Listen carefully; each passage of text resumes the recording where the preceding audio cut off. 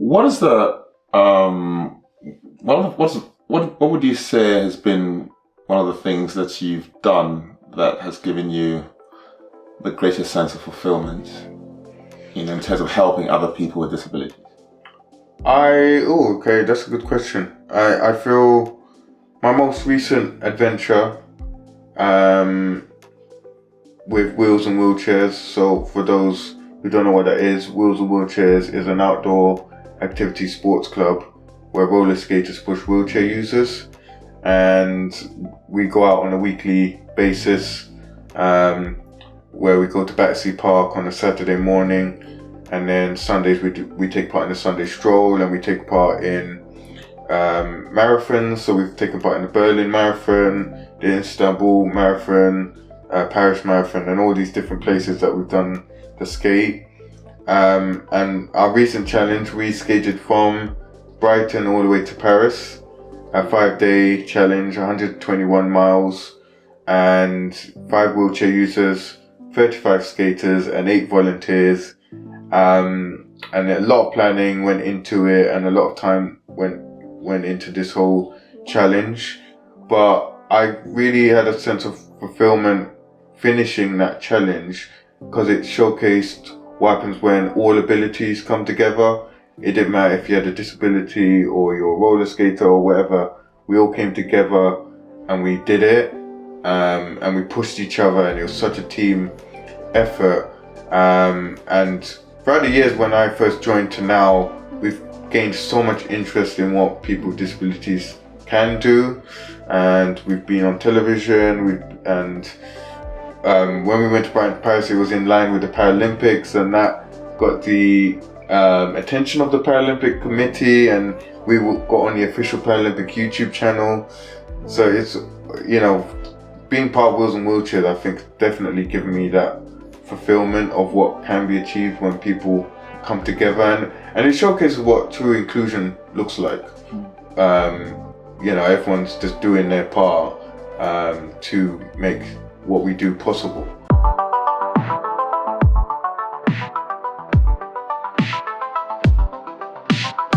Perfect. Hello everyone, and welcome to this week's episode of Against Our Odds. My name is Daniel Coker, your regular host, and our guest this week is Mr. Isaac Harvey, MBE. Isaac is somebody that I've recently become acquainted with, and he's going to share his story. And before we kickstart this interview, I'd like to have some rapid fire questions. Okay, sure. Just to get going. Yeah, no problem. So, Isaac, anyway, welcome to Against Our Odds. Yes, thanks for having me. Good. Are you an early riser or somebody who goes to bed late? I'm an early riser. I'm actually an early riser. I've since COVID, I wanted to stay with routine. Okay. And instead of getting lazy when things wasn't sure what was going on, I was like, no, I want to stick to routine. So I ended up getting up early every morning, and it stuck with me. Okay. Favorite movie? Gosh. There's a film I really liked called, gosh, my mind's gone blank. The film's called Lucy. That really helped me with my mental health journey, and the law of attraction. Law of attraction, okay. You more of somebody who texts or sends voice or talks? It depends what mood I'm in on that day. To be honest, depends what mood I'm in that day. But usually text. I prefer to do text. I process text better, and I'm able to read the message and then be able to answer appropriately. Okay, all right. And your pet hate? Oh my gosh. I'll put you on the spot there. I don't know if I want to be sharing that. My pet hate. Gosh, yeah, I don't know. Can't think. Okay. I'll get to that at the end. I'll give you an answer. That's fine. We'll skip that one. Yeah. And then the final question is tea or coffee? Neither. Neither. I don't drink tea or coffee. That was an easy one, right? Yeah. Much easier than my pet hate, yes. Yes. Anyway, Isaac, why don't you introduce yourself to our guests? Just to give us a bit of context or your background. Like I said, you've got an amazing story, and you're the sort of very kind of person why we have this platform, or the kind of story that you have is the sort of reason why we have this platform about doing well against all odds. So do you just want to introduce yourself and tell us a little bit about your... Sure, so... Before this episode starts, I'd like to ask a big favor. The subscription means a lot to us, because the bigger this platform gets, the bigger the guests get. So do me a favor, please click on the subscribe button and the bell notification so that you don't miss out on any future episodes.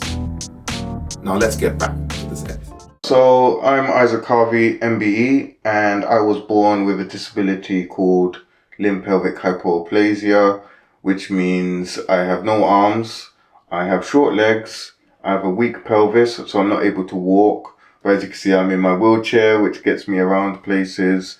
I've got scoliosis, which is the curvature of the spine, but that's being corrected by metalwork. And on top of all of that, I have acid reflux. But with all of that, I've not let it... Well, friends and family have always supported me since day one and always treated me like everybody else. And that's really helped me wanting to get out there and overcome. And as this podcast is about against all odds, kind of push me into the person that I've become today. But that has come with its challenges, where growing up, buses weren't accessible, train stations, you needed to let them know 48 hours in advance that you wanted a ramp. And sometimes you don't know if you want to travel 48 hours in advance. Having to rely on people to go out with me, because fighting for what I need can sometimes be a constant battle. But that's also allowed me to keep pushing, and it's allowed me to see myself go skydiving, skiing, tall ship sailing, all these different adventurous activities, and allow me to be a video editor, content creator, and someone who speaks about their lived experience online with a disability. But I like to share the reality of it, because it's not all sunshine and roses when it comes to living with a disability, but it can also be something that's very fulfilling, because joining the community, it's amazing getting to see what everyone's doing for their part, to making the world more inclusive and accessible. And yeah, I've just been living life going with the flow, but also fighting for what's right and speaking up on behalf of others. Wow. Isaac, what was it like growing up? What was your experience like in terms of like going to school? Because obviously you're very, you're a public speaker. You basically share your story on platforms all over the place. But what was it like growing up as a kid? In terms of just normal everyday stuff like going to school, and what sort of educational background did you have, and how did you? So my mum has always fought for me, and as governments and councils do, once you have a disability, they kind of want to push you into a, as it's called, like special needs school or additional needs place where where everything would be properly in place. But with those schools, and as much as they are great, for me, I needed to kind of go to a more of a mainstream setting. And my mum knew that, and she really fought for me to go into a mainstream school. So that was a battle in itself, but I ended up going to a mainstream school. But at the time, so I have a school near me, which is only about 5 minutes up the road. But at the time, it didn't have any lifts, it didn't have any accessibility or any sort of learning support assistants who would support me during school. So this is my secondary chapter. So I had to go to a school which is the next borough from here, and I had to get a school bus there because they had accessible transport. And as much as I was great, I did feel kind of different having to get to school in that way when everyone else would either walk to school or get public transport, and I had to get the accessible transport, and that definitely made me feel different. Also, when it came to lunch times and break times, because of the ease of the learning support assistance, they got us to go all on one table just so that they could cater for everybody. And that meant sometimes I wasn't able to sit with my friends. And again, just felt like a lot different when it came to things. But, you know, the school that I did go to was really good in making sure that I did feel included. And they did recognize at times where I could have been set back. So I did my A-levels and I did media studies. And in school, my learning support assistants, some of them weren't great on the computer. And one of the assignments was to edit a video. And luckily, so because they weren't good on the computer, the school recognized, okay, you're not going to be able to teach them how to edit a video as well. And they knew that could fall behind on that. So the school recognized that in time, and they gave me software that I could use at home, where I used a computer with my feet, and I could do it from home. But I have a Windows computer, and they had MacBooks, and they gave me software which was equivalent to what the school had. But they said, we don't really know how to use this software, so you have to learn it yourself. It's similar, but it isn't. And I was like, okay. So I had to self-teach myself video editing from that, just to get a grade. I think that's what kind of pushed me, because I had to get a good grade, so I had to self-teach myself video editing. But yeah, it was, I'm glad I did go to a mainstream school, because it did help me get into what I'm doing now. I wouldn't have it any other way. And I'm glad my mum really pushed me to get into this space. What else? I mean, I know you're very versatile in communicating and all that. You know, I mean, how have you managed to? Because you're able to use your phone, you're able to send text messages, WhatsApps, and I've been intrigued because I chat with you all the time, and then you just message me back, and I'm just thinking, how on earth is Isaac doing this? Yeah. So maybe just share with us how you do that. Yeah, sure. So, so at the start, it would be me typing on the computer with my foot, and if it was a long message, that would give me a lot of pain in my foot, and there'll be times where I'd be at the end of the day and it's my legs absolutely killing me, and then having to sit in my chair the day after or the day off, where I get pain anyway. I mean, I could be in quite excruciating pain. But when Microsoft Word got voice dictation in, I really utilized that. And now through my microphone, I can talk into Microsoft Word and say what I want to. And then I copy and paste that into LinkedIn or WhatsApp or wherever I need to talk to that specific person. Or the past year now, I've been utilizing the power of AI now, where I can type part of a message, well, how I would like to write the message, and then I would get it to format it into a message or an email, and then I review it myself, because I always feel like, well, the way I see it is AI is a tool, it shouldn't be a replacement, and you can tell when people don't proofread it. You can tell when people don't proofread it and it's just done by AI. So I like it to still have my voice in there, because I think it's so important to have my own voice when it comes to communication or doing a LinkedIn post. It's always got to have my voice in there, because I feel like I'm not being authentic to my audience or myself. But I've really been utilizing it, and it's allowed me to become more productive by using AI and voice to text in so many different ways. It's allowed me to be more accessible and allow me to get my voice out there. So have you? It sounds like you've been self-taught, or did you have somebody who taught you, to use all these softwares and all that? Because, like I said, I mean, when I came in this evening and you got all these gadgets and all these gizmos, and I mean, obviously our viewers can't see, but then, it looks like a technology studio. That's one way of putting it. Yeah, I would say so. It basically all began when I started doing playing video games. I went to a friend's house one day and he had a PlayStation 1 there, and he said, "Oh, do you want to play?" And I'd never played it before, and he just gave me the controller, and I just put my foot in the position that I could do it, and I started playing games. And no one taught me how to do that because not many people have my disability. So I've had to self-teach myself that.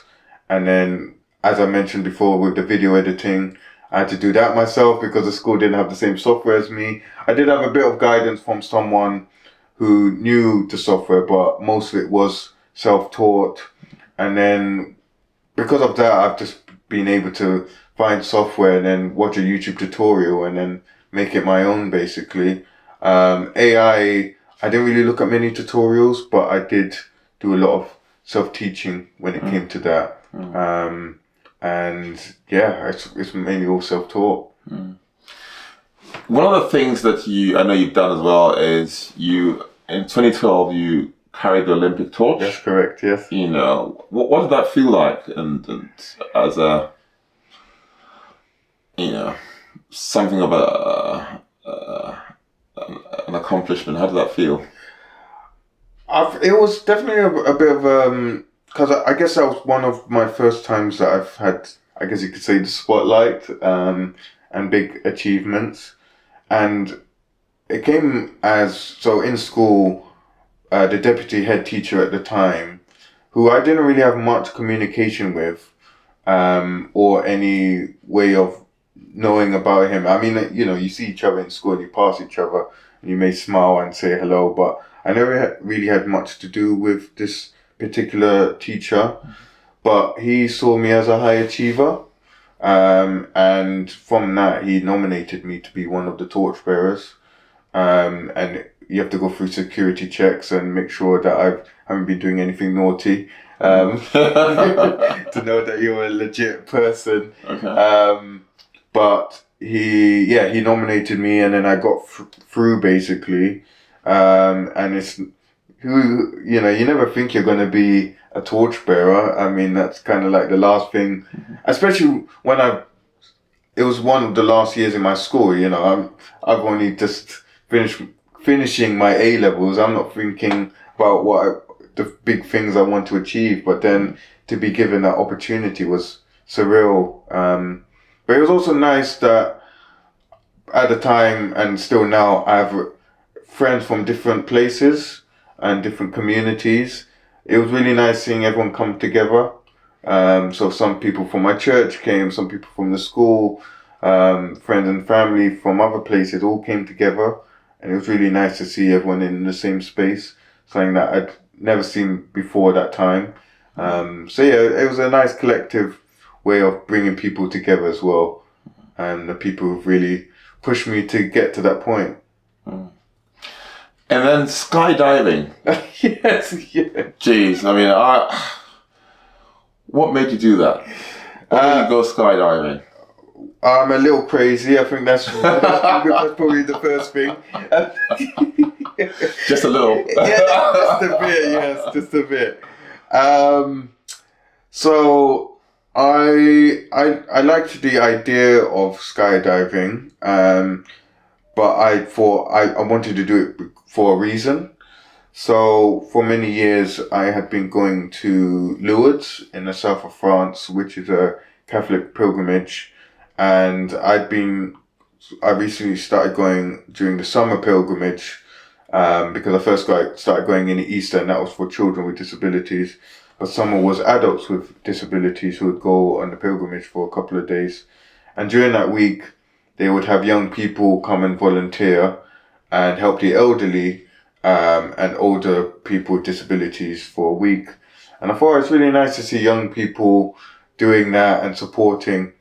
And they had set out this challenge for people to do a sponsored skydive so that more young people could go and assist the elderly. And I thought, yeah, that would be great. That's my reason to not just throw myself out of plane.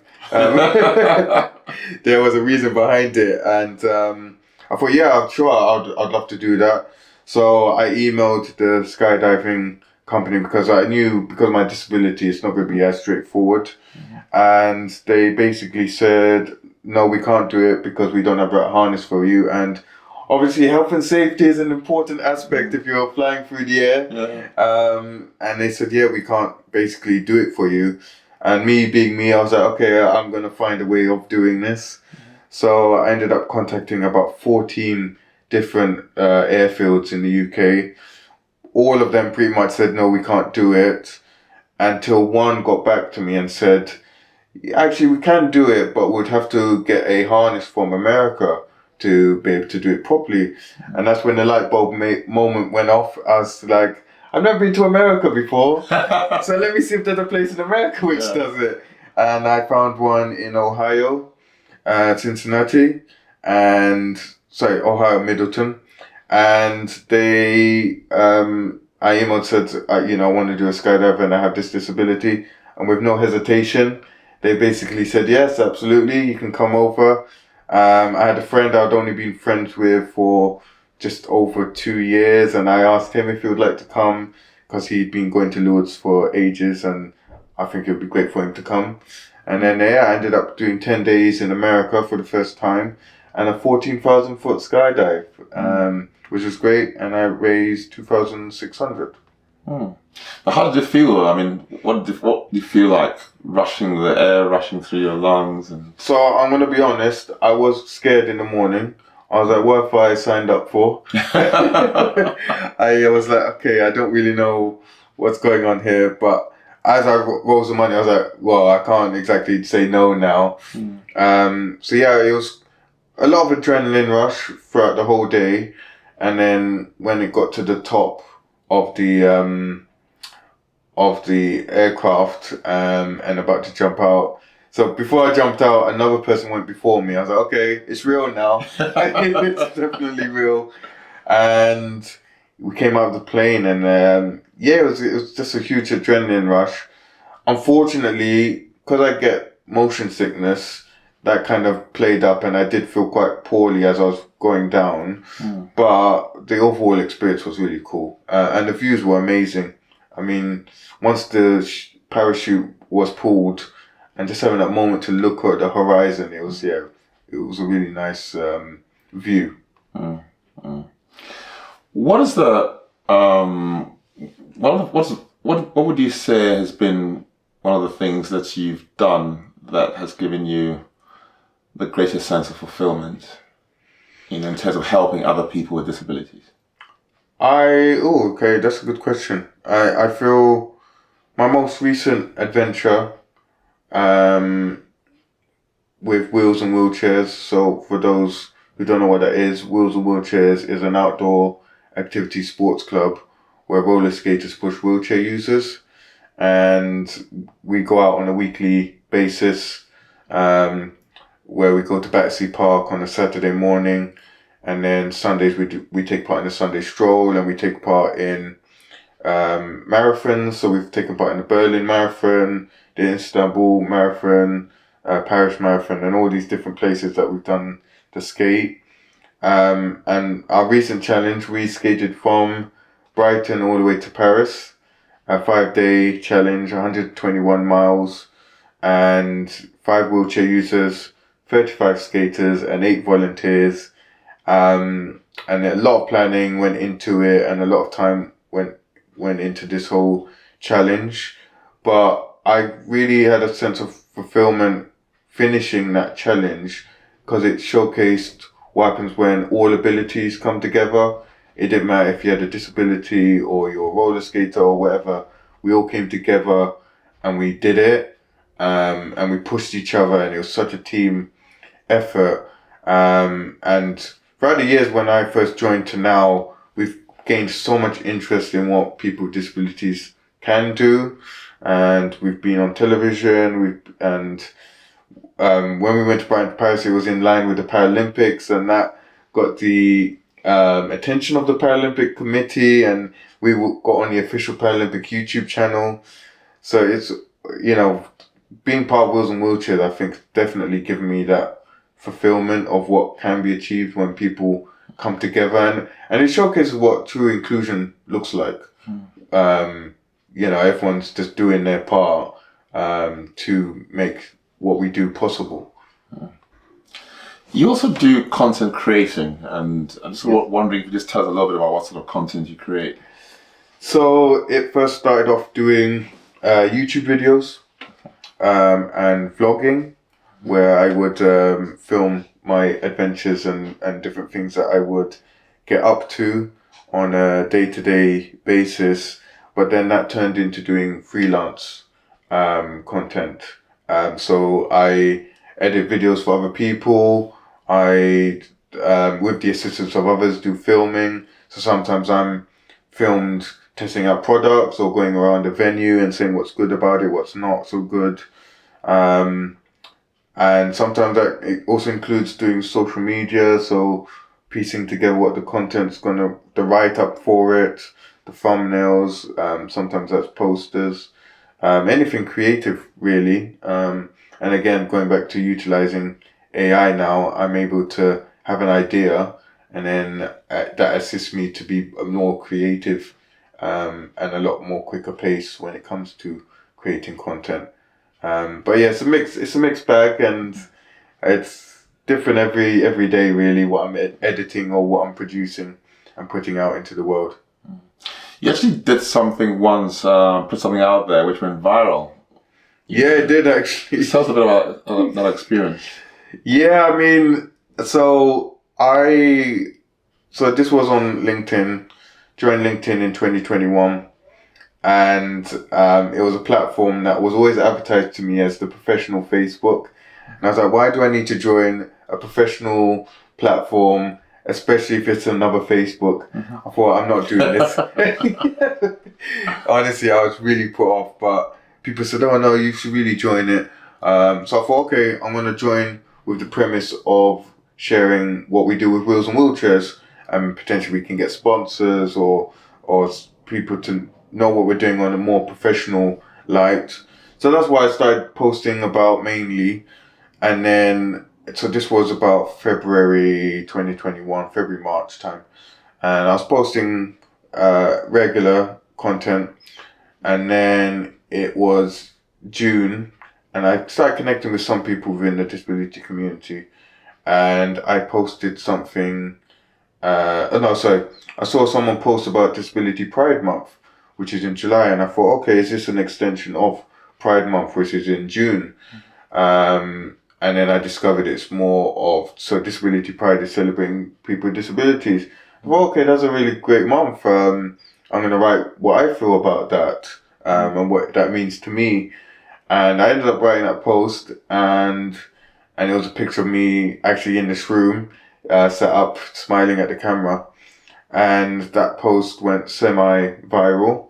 And that's when lots of people were commenting and connecting and saying, oh, we really want to hear your story. So that's when I kind of shifted and started talking more about my lived experience with disability, and it gave me an opportunity to collaborate with people and be able to be part of the wider community, really. So that happened, and that was my first experience of virality, I guess you could say. It was like 100,000 impressions at the time. I thought, okay, this is cool. So then a year later, February, I saw this trend going around, and it was hashtag I am professional.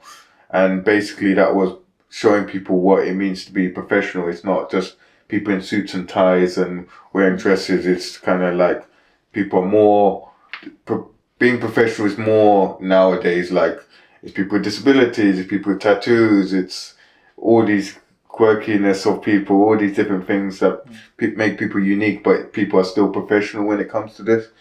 So I thought, okay, I'm gonna jump on this trend, and I'm going to say I can't remember the exact lines now, but it was the hashtag I'm professional, even though I lie down and use a computer use a computer with my feet to make calls and video edit, and I went into detail of, even though I'm doing it in a non-traditional way, I'm still professional.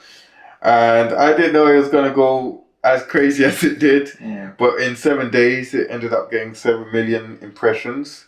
Wow. So many connection requests, a lot of messages, and yeah, it was a very crazy time. But I'm glad I went semi-viral before, because it kind of prepared me to realize, okay, I can't answer every comment. I can't connect with everybody. Can't answer every message. Even though I wanted to, it was just, if I did, it would have dug out so much of my time. But again, it allowed me to gain more of a platform and more followers to see what I'm doing. And I guess it did open up a lot of opportunities and being able to connect with people. And it's allowed us to have this conversation now, which is cool. True. So it's nice. Mental health. So how have you dealt with the inevitable challenges, which I'm sure you go through sometimes, like having to rely on people to do everyday stuff, and just the limitations that might come with your lived experience. I mean, how have you dealt with that in terms of mental health? It's been a challenge. It's definitely been a challenge, and I guess the way I could say it from the beginning is, for me, like I said, disability, I've had so much support with my day-to-day activities, and people encouraging me, that having my disability, I've kind of just known to overcome things, and find different ways of doing things. I've always been a planner, and I've always been able to be like, okay, if that doesn't work, we'll go with plan B to Z. I've always got a different way of doing things. But for me, even though I was achieving things such as the Olympic torch and skydiving and everything that we've mentioned so far, internally, I wasn't happy, and I never really understood why. Because I was like, I'm doing all these things, but I'm not happy. And I then relied heavily on societal pressures. So one being, to be happy in life, I need to be in a relationship. And because I wasn't in a relationship, that means I'm not going to be happy. So I was really focused on that aspect. And that meant whenever a girl was nice to me, I would take it the wrong way, as if she liked me or wanted to get with me, and that really. And then when I thought that,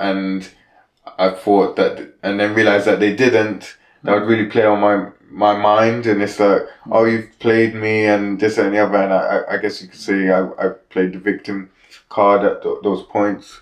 So that happened. Oh, and then I eventually did get a girlfriend, and I still wasn't happy, and I was like, okay, I've got one of the things I've always wanted, but I'm still not happy. It doesn't really make any sense. So I became quite selfish, and I was like, okay, I've got to be happy now, and obviously you can't be selfish in a relationship, so it didn't really last very long. So that happened. As that was happening, I thought to be happy in life, I needed a successful job. So that was wanting to be a video editor and YouTube vlogger. And I looked up to a lot of influencers at the time, and I was like, oh, I really want to be that one day. So I ended up taking part in a challenge, a YouTube challenge, and it was a competition of 1,500 young people, which had 3 rounds, and I ended up going through all of the rounds and getting to the final. And in the video, you had to showcase that you could have a call to action, show that you could edit, and it had to be engaging. And I managed to do that every round. And the last one, I ended up winning with the final 15. And it was a competition that was partnered with the Evening Standard, YouTube, the Jack Petchy Foundation, the Media Trust, all of these different people. So when I'd won, I got into the Evening Standard, and then this morning picked it up, and I was on ITV, and all of these different outlets wanted to kind of know about the win and what it meant to me. And I thought, okay, this is the big break now. I'm gonna get 1 million subscribers. I'm gonna get a mansion. all of these things. And basically, it didn't come into reality. And what I started off as enjoying making content started to be about engagement and views and all of these different things. And it never became a reality. And I was like, oh, I'm really not enjoying this anymore. So it kind of threw me off a lot, and I lost motivation to carry on doing YouTube and this influencer style. And then lastly, at the time I was seen as this inspiration and motivational person, and people were looking at me, and I was like, when you looked at other influencers, they don't talk about them feeling down that day. So if I want to be like them, I can't talk about this stuff so openly, because people might think I'm a disappointment and things like that. So I ended up keeping it to myself, and that became a bit of a vicious cycle. And it got to a breaking point. And I was like, okay, I really need to learn about this. And that's when I mentioned Lucy, the film Lucy. That film I'd watched years prior. And I thought, is that film... So in that film, for those who don't know, the protagonist uses more than 10% of her brain power, and that allows her to basically change her reality. And for some reason that film came into my head, and I thought, is that reality or is that fantasy? And I literally typed that into YouTube, 10% of your brain. And a guy came up called Bob Proctor, and he was talking about the law of attraction. Never heard of the term before. And he was basically saying how we think, feel and speak is the reality that we create, and that kind of put things into a whole new perspective of what I was putting out into the world was basically my how I was feeling internally, and what I was bringing out into the world was going to be my external experience into the world. And that really put things into perspective, and I really went down a rabbit hole, really learning about it, understanding the importance of meditation, something I really took the mick out of. I was like, how can you breathe and be alright? And all of these different things I was learning, and I was like really fixated on it. And I was like, okay, well, life's just about positivity, and that's what I have to do. So I did that for a year. And then, I was like, okay, don't need to do any more learning, don't need to do any more meditation. I've got it now, it's all about positivity. 2 weeks later, back to square one. And I was like, how have I got back to square one? I've done all of this learning. And that's when I really came to understand that it's a journey rather than an end destination. And it's not just about positivity, it's about being real.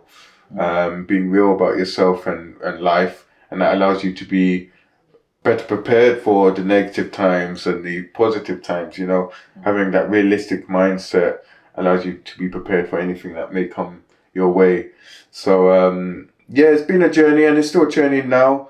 I mean, this year has come with its challenges, fighting the system and getting things in place for me. And my mum's getting older now, and she's not able to assist me as much as she's able to. And as you say, I have to rely heavily on people, and that means, friends and family, they work. It means I can't sometimes go out and do things.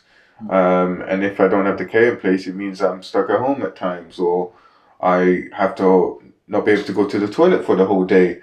So, there's a lot of things that puts my life at a very vulnerable situation. But I'm getting there. I have the support, I have advocates, I have friends, and I keep pushing forward. And again, that realistic mindset is, today's rubbish, but I know it's going to get better by just pushing through. But that's why I have a realistic mindset, and that's why I share it from a very realistic point of view online as well. I don't want to sugarcoat it. I mean, this is my life, and I feel if I did sugarcoat it, people may look at it and be like, oh, if he can do it that easy, then I can do it too. But it does come with its obstacles, and I don't want to put people in situations where it's like, if I didn't tell them and they do something, then they may put them off in a worse situation. So I want to be real about my life and what I do and what I achieve and things like that. Okay. What did you get your MBE for? So I got my MBE for services to those with disabilities. Still don't know who nominated me, but yes, and that was meeting King Charles himself, who awarded it to me. Good, good. I have a confession to make as we wrap up this this conversation. So obviously, I've been in this platform for this channel for just over a year, and you meet so many people on LinkedIn, and you talk to people. Some people get back to you, others don't, and all that. And obviously, we connected. Yeah. And the first time we spoke, I hadn't really researched about you. Right. So, and it was a video call, and and this guy's lying down on a video call. I just said to myself, this guy's not serious. I'm not professional. And then later on, I've enjoyed the conversation. I realized that, okay, he's okay. So then the penny dropped, and all that. So it kind of all made sense in the end. Can I be honest as well? Yeah. When we had that call, I could tell your first reaction was a bit stumped. I could actually tell a little bit. I was like, why is he having a call lying down? I was just chilling. Anyway, I'll just say, like, he could at least admit a bit of an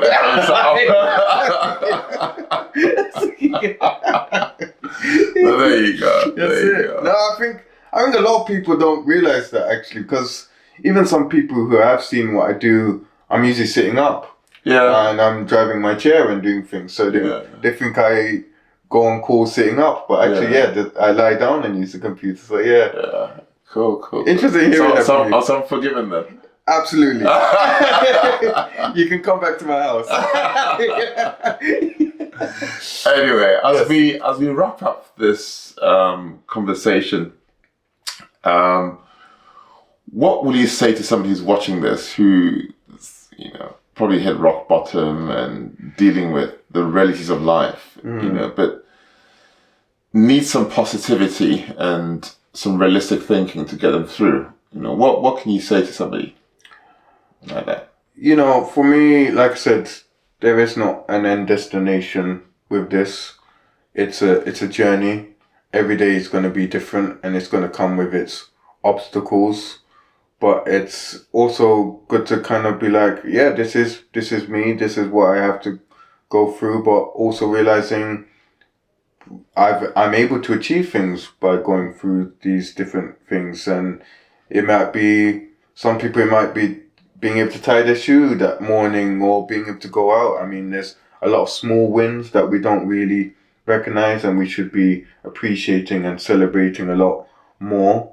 So just taking every day at a time, not comparing yourself to anyone. You are you're unique, and you don't want to be comparing yourself, because that can be quite damaging. It's like, I'm not as far as that person, or I'm not as big as this person, but actually what you're doing is fine and it's good, and you should really appreciate that, because you woke up this morning and you've got out of bed, or maybe you're still in bed like I do when it comes to work. I'm still in bed, but I'm still doing my thing, and I'm doing it my way, and people should do it their own way. That's good. I like that. Do it your own way. Yes. Do it your own way. Yeah. We have a tradition on this podcast of giving our guests the opportunity to dedicate the episodes that they feature on to anyone or any group of people of their choice. So who would you like to dedicate this episode to? I would like to give a shout out to Wheels and Wheelchairs, and what we've been able to achieve over the past couple of years, especially as president and people coming together. We've really grown into something that's kind of exceeded my expectations and what I've saw for what we would be able to achieve. And I'd just love to keep it growing, maybe see it as a more of a professional sport, bringing people together of all abilities. And yeah, just continuing what we're doing. It's a community that I've loved being part of, and hope we can continue to showcase what happens when people come together. Great. Isaac, thank you very much for your time. Thank you. I've enjoyed this conversation. Yes. I know we had a few hiccups and all that getting here, but all part of the journey. It's all part of the journey. And if you've enjoyed this episode, I'd like you to leave some comments in the comment section below, and then also share and subscribe. And how can people get in touch with you if they need you to speak and all that? Yeah, so I'm on LinkedIn, which is Isaac Harvey MBE. Probably that's the best way of connecting with me. I mean, I am on Instagram, but I don't really post as much. But yeah, LinkedIn's my main platform. Currently taking a little bit of a break off it, but you can still reach me. Okay, great.